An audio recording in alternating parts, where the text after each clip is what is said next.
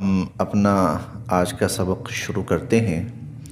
اعوذ باللہ من الشیطان الرجیم، بسم اللہ الرحمن الرحیم۔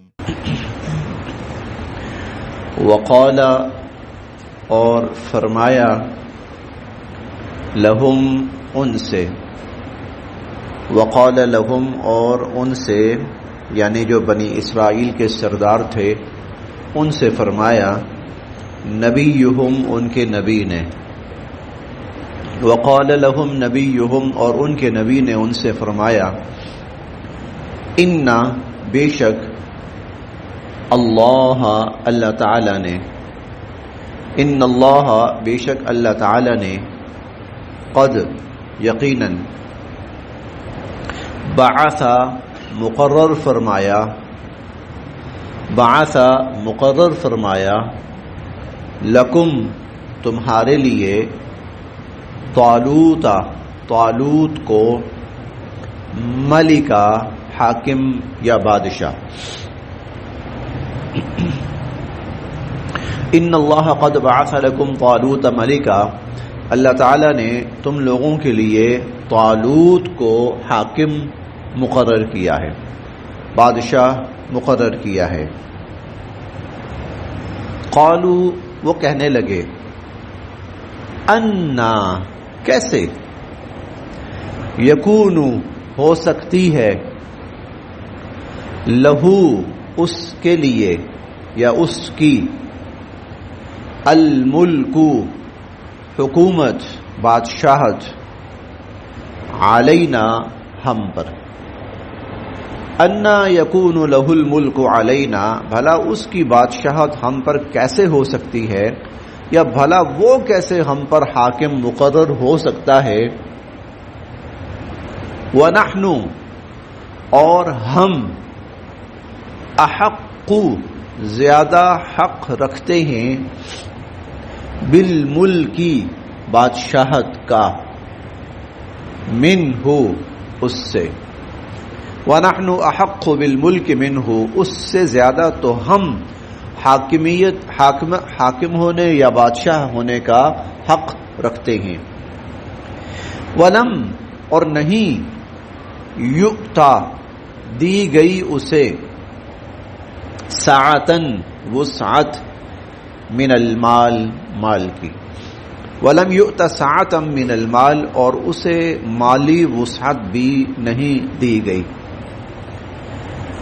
قال، تو نبی نے فرمایا، انا، بے شک، اللہ، اللہ تعالی نے، اصطفاہ، اس کا انتخاب کیا ہے، علیکم، تم پر، ان اللہ اصطفاہ علیکم، اللہ تعالی نے اس کا انتخاب کیا ہے تم پر، وزادہ، اور اسے زیادہ عطا کی ہے، بسطتاً، صلاحیت، وزادہ بسطتاً، اور اسے زیادہ صلاحیت عطا فرمائی ہے، فی العلم، علم کے اندر بھی، والجسم، اور جسم کے اندر بھی، علم کے اندر بھی اور جسم کے اندر بھی اللہ تعالیٰ نے اسے زیادہ صلاحیت عطا فرمائی ہے۔ واللہ، اور اللہ تعالی، یؤتی، عطا فرماتے ہیں، ملکہ، اپنی طرف سے حکومت، بادشاہت، من، جسے، یشاء، چاہتے ہیں، من یشاء، جسے چاہتے ہیں۔ واللہ، اور اللہ تعالی، واسع، وسعت والے ہیں، علیم، علم والے ہیں، اللہ تعالی وسعت دینے والے ہیں اور جاننے والے ہیں۔ کل کے سبق میں ہم نے پڑھا تھا کہ بنی اسرائیل ایک مشکل دور سے گزر رہے تھے، اپنے علاقوں سے جلا وطن کر دیے گئے تھے، عمالقہ کی قوم ان کے علاقوں کے اوپر آ کر قابض ہو چکی تھی۔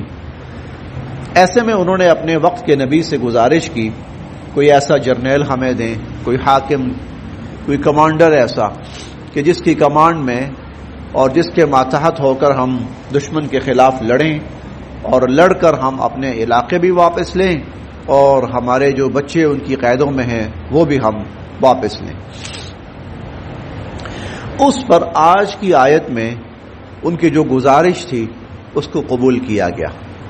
چنانچہ ان کے نبی نے کہا کہ اللہ رب العزت نے تمہارے لیے حاکم کا تقرر کر دیا. تم نے کہا تھا نا کہ اللہ تعالیٰ سے گزارش کریں کہ اللہ تعالیٰ ہمارے لیے ایسا کریں، تو اللہ تعالیٰ نے تمہارے لیے طالوت نام کے حاکم کا تقرر کر دیا. یہ جو طالوت تھے یہ بھی بنی اسرائیل ہی میں سے تھے، لیکن کوئی بہت زیادہ نمایاں شخصیت نہیں تھے. یہ حضرت یعقوب علیہ السلام کی جو اولاد تھی ان میں سے بنیامین کی اولاد میں سے تھے. حضرت یعقوب علیہ السلام کے سب سے چھوٹے بیٹے تھے بنیامین، حضرت یوسف علیہ السلام سے چھوٹے، ان کی اولاد میں سے تھے. اچھا، ابھی تک نا ان میں ایک سلسلہ چلا آ رہا تھا بنی اسرائیل کے اندر.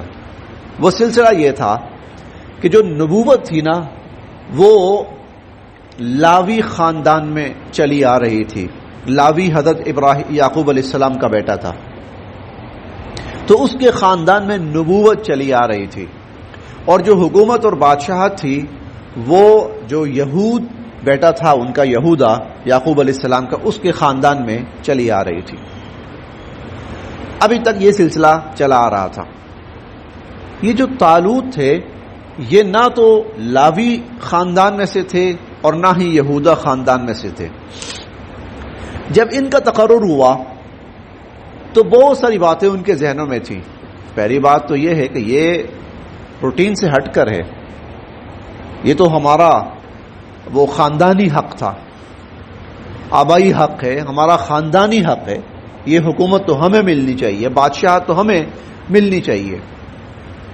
جب طالوت کا تقرر ہوا وہ کہنے لگے وہ کیسے، وہ اس کو کیسے بادشاہت مل سکتی، کیسے مل سکتی ہے؟ کیوں؟ بادشاہ تو چلا آ رہا ہے یہودا خاندان میں سے، یہ یہودا خاندان کا فرد ہی نہیں ہے، اس کو کیسے بادشاہت مل سکتی ہے؟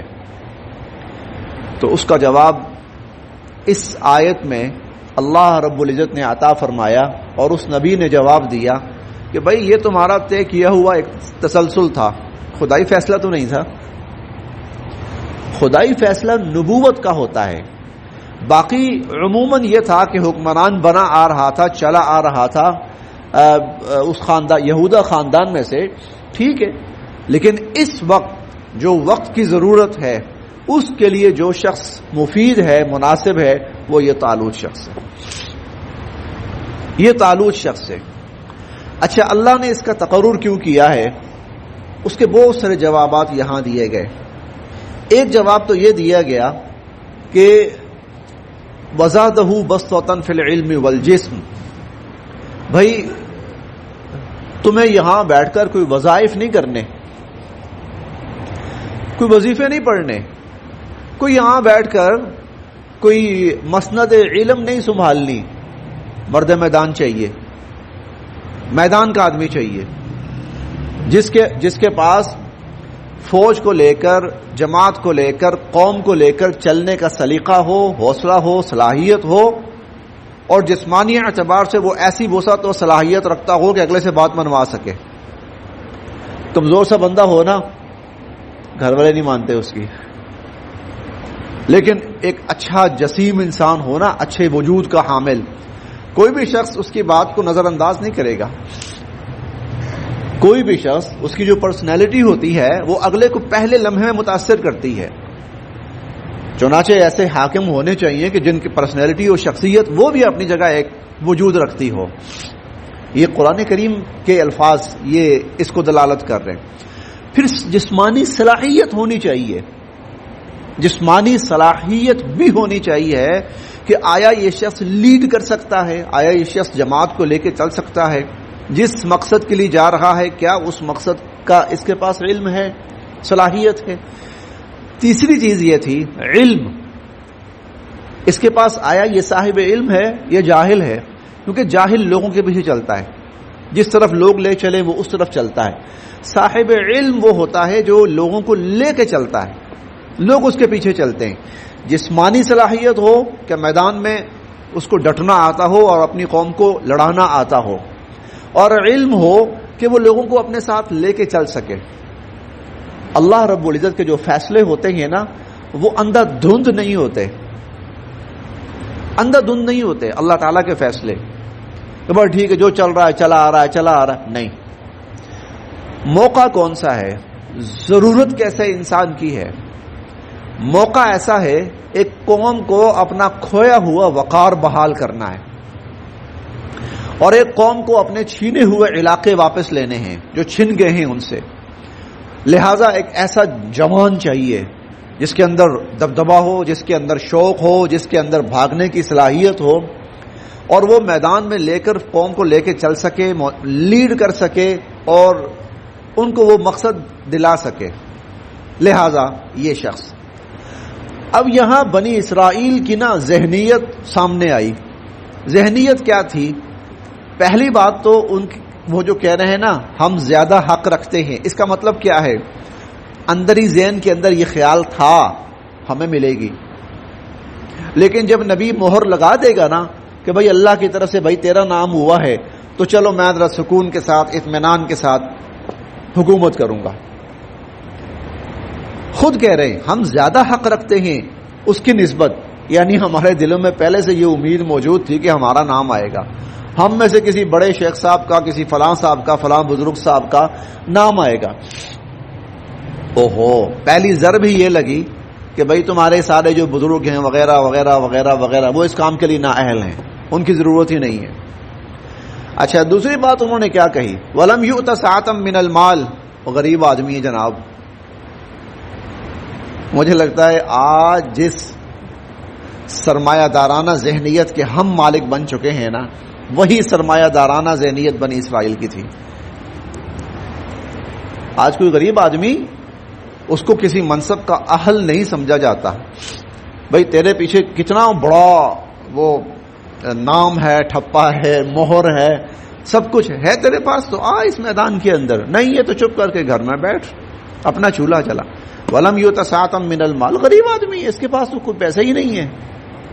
یہ سرمایہ دارانہ سوچ اور وڈیرانہ سوچ، جاگیردارانہ سوچ یہ بنی اسرائیل کے اندر تھی. اللہ نے اسی کو توڑا.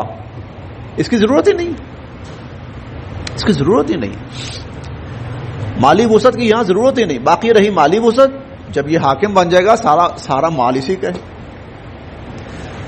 سارا مال اسی کا ہے. اللہ رب العزت کل بے شمار وسائل عطا فرما دیں گے، مالی وسعت آ جائے گی. وہ کون سی؟ لیکن سوال یہ ہے کہ جو مہم درپیش ہے اس کے لیے کون سا شخص کارآمد ہے؟ اس کے لیے یہ کارآمد ہے. کیوں؟ ان اللہ اصطفاہ علیکم. پہلی بات تو اللہ نے انتخاب کیا ہے. جب اللہ نے انتخاب کیا ہے تو پھر کسی کو بولنے کا حق ہی نہیں، بات ختم ہو گئی. یہ پہلا اصول ہے، یہ پہلا اصول ہے.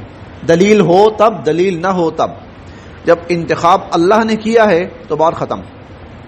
ہم حضور علیہ الصلوۃ والسلام کو سب سے اعلیٰ اور عرفہ مقدس و مطہر نبی مانتے ہیں. کس نے نبی بنایا ہے؟ اللہ نے. اللہ نے حضور علیہ الصلوۃ والسلام کو اعلیٰ عرفہ مقدس امام الانبیاء اشرف الانبیاء بنا دیا. ہم اسی کو مانتے، وہی مانتے ہیں. اللہ رب العزت نے 1.25 لاکھ انبیاء علیہم السلام کو نبی بنایا، مانا. ایک شخص اس سے کہتا ہے میں بھی نبی ہوں، نہیں مانتے. کیوں؟ تجھے کون سا اللہ نے نبی بنایا ہے؟ تو خود سے نبی بننے کی کوشش کر رہا ہے. کوئی نہیں مانے گا، جھوٹا ہے قطعاً. تو پہلا جو اصول ہے ان اللہ اصطفاہ علیکم، اللہ نے اس کا انتخاب کیا ہے. میں اس پر اس لیے زور دے رہا ہوں کہ یہ ایک اٹل ترین اسلام کی حقیقت ہے کہ جب اللہ تعالیٰ کسی چیز کا فیصلہ فرما دیں. ایک ہوتا ہے رائے اور اختیار، بھائی تمہیں اختیار ہے، چاہو تو کرو، چاہو تو نہ کرو. ایک ہے فیصلہ. میں آپ کو اس کی ایک مثال دیتا ہوں. 22ویں پارے میں ہم پڑھیں گے. اللہ تعالیٰ نے حضور علیہ الصلوۃ والسلام سے فرمایا کہ آپ حضرت زید رضی اللہ عنہ کا رشتہ بھیجیں حضرت زینب کی طرف. حضور علیہ الصلوۃ والسلام نے رشتہ بھیجا، حضرت زید کا رشتہ بھیجا حضرت زینب کے گھر. حضرت زید آپ کے منہ بولے بیٹے مشہور ہوئے تھے اور حضرت زینب آپ کی پھوپھی کی بیٹی تھی. حضرت زینب نے اور ان کے بھائی عبداللہ بن جہش نے رشتے سے انکار کر دیا کہ یہ ہمیں رشتہ قبول نہیں ہے. بہت ساری وجوہات تھیں. ان وجوہات کو دیکھا جائے تو ان کی بات بالکل ویلڈ ہے، کیونکہ نکاح کے اندر برابری ضروری ہے، ہونی چاہیے. حسب نسب کی برابری بھی ہونی چاہیے، قریب قریب حسب نسب ہونا چاہیے، عمر کی برابری بھی ہونی چاہیے، علم کی تعلیم کی برابری بھی قریب قریب ہونی چاہیے. یہ اسلام کی تعلیم ہے. جو رشتہ قائم کیا جائے تو یہ برابری قریب قریب ہونی چاہیے. عمومی طور پر اسلام پسند نہیں کرے گا کہ بہت بڑی عمر کا مرد ہو اور بہت چھوٹی عمر کی لڑکی ہو، الا یہ کہ مجبوری ہو جائے تو الگ بات ہے. عمومی طور پر اسلام پسند نہیں کرے گا. عمومی طور پر اسلام پسند نہیں کرے گا ایک بہت امیر ہو اور ایک بہت غریب ہو. عمومی طور پر اسلام پسند نہیں کرے گا کہ دو ایسے فرقوں سے یا دو ایسے آپ کہہ لیں کہ جسے ہمارے ہاں ذات کہا جاتا ہے جن میں بہت زیادہ ڈفرنس ہو. اسلام نہیں پسند کرے گا. اسلام یہ بھی پسند نہیں کرے گا ایک بہت خوبصورت ہے اور ایک بہت بدصورت ہے. قریب قریب ہونے چاہیے تاکہ ان کے اندر ہم آہنگی ہو سکے. یہ اسلام کی طرف. اب یہاں پر بظاہر نہ ہم آہنگی نہیں تھی، بہت فرق تھا. ایک غلام، ایک آزاد، ایک بے انتہا حسین، اور دوسرے حضرت زید جو تھے وہ ذرا سانولے سے رنگ کے تھے. ایک بے انتہا قریش کے خاندان کے اور دوسرا وہ عربی بھی نہیں، اجمی. اس طرح بہت سے فرق تھے. انہوں نے نہ انکار کر دیا کہ بھی ہمیں یہ رشتہ قبول نہیں ہے.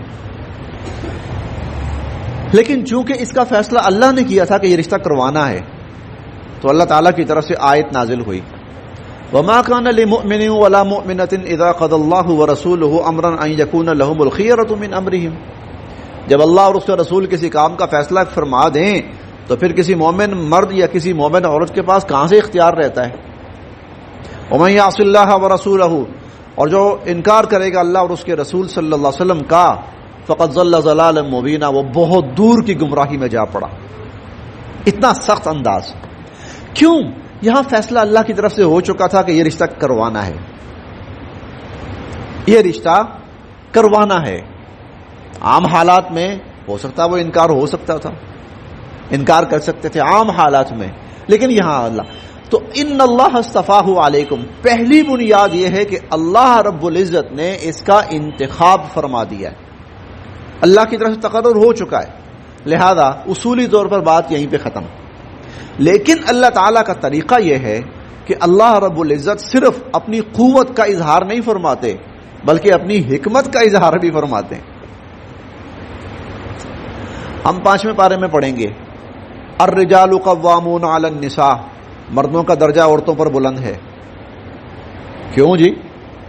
خاص طور پر آج کے دور کے کوئی بھی عورت اٹھ کر کہہ سکتی ہے لو جی کیوں مساوات ہے، وہ بھی انسان ہے ہم بھی انسان ہیں، ان کا درجہ کیوں بلند ہوا؟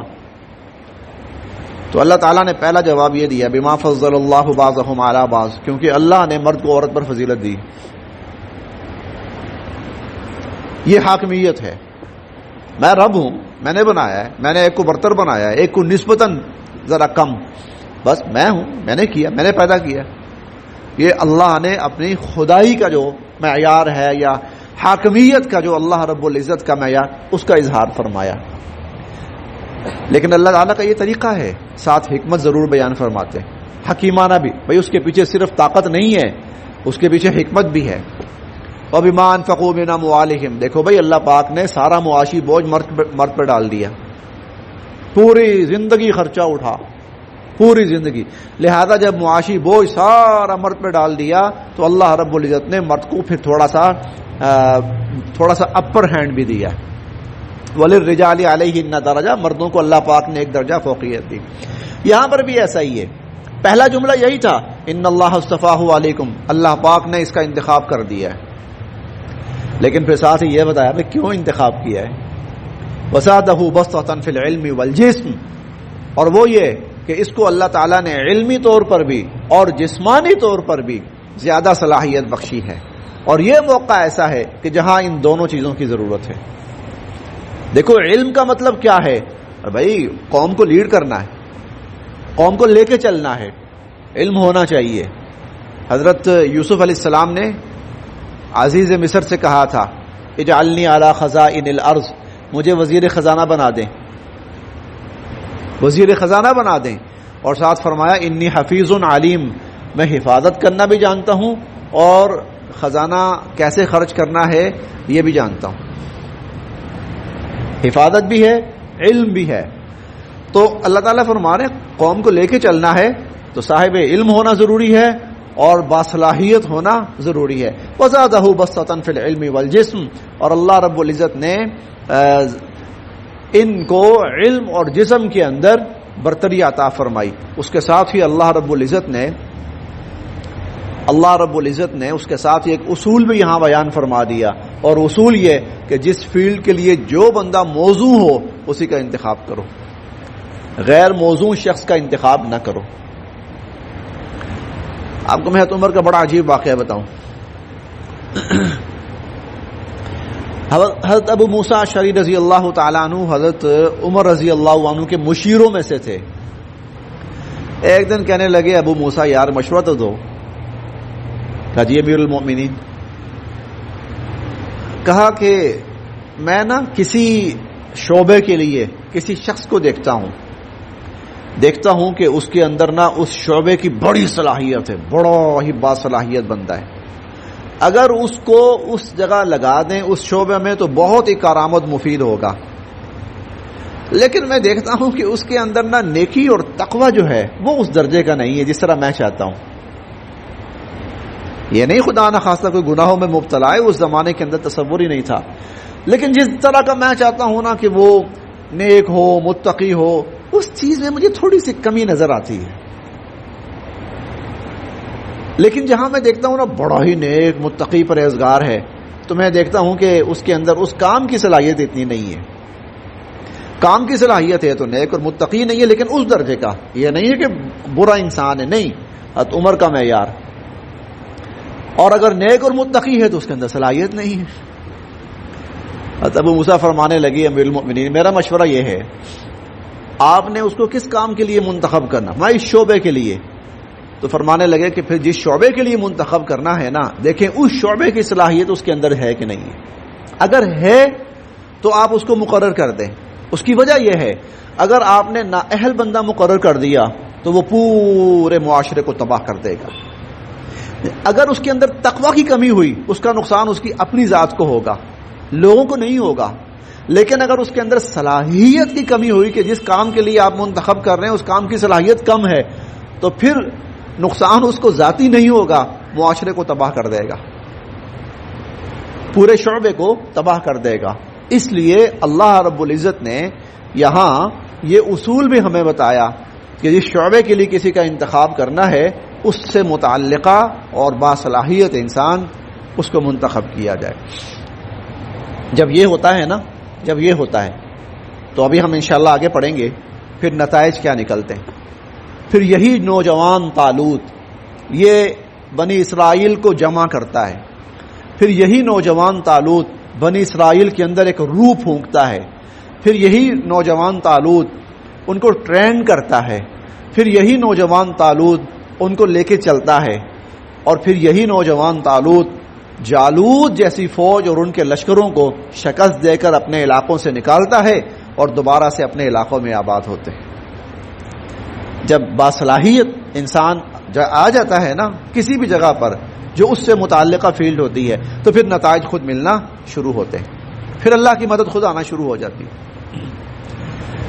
یہ قانون فطرت بھی ہے. باصلاحیت ہوگا نا انسان اللہ کی مدد آنا شروع ہو جائے گی. اور اگر انسان باصلاحیت نہیں ہے نا وہ کسی نہ کسی غلط راستے سے آیا ہے تو اللہ کی مدد بھی نہیں آئے گی.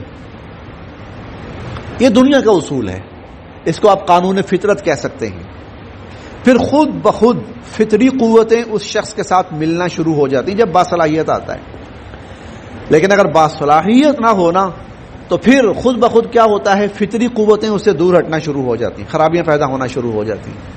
یہ قانون فطرت ہے، یہ قانون فطرت ہے. جی دیکھیے وزادہ بسطۃ فی العلم والجسم، اللہ رب العزت نے اس کو علم اور جسم دونوں میں زیادہ صلاحیت عطا فرمائی ہے.